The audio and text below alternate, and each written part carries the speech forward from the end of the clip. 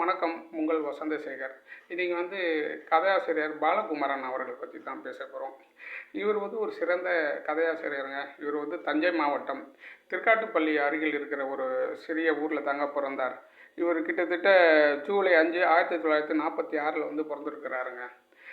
இவர் எழுதிய நாவல்கள் கிட்டத்தட்ட 200 நாவல்கள், 100 சிறுகதைகள் மேற்பட்டது. அது அதிகமான கணக்கால்கள் இல்லை, அதுமாரி எழுதியிருக்கிறாரு. இவர் இரும்பு குதிரை, மெர்க்குரி பூக்கள்லாம் இவருடைய சிறந்த நாவல்கள்.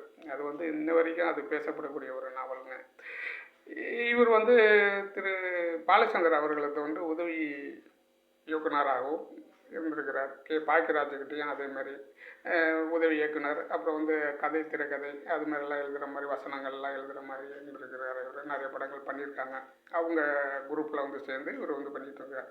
அந்த காலகட்டத்தில் இந்த பாலகுமாரனுடைய கதைகள்லாம் அப்படி இருக்குங்க.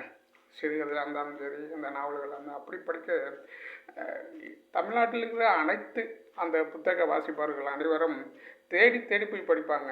அந்த மாதிரி ஒரு எழுத்தாளர். நன்றி, வணக்கம்.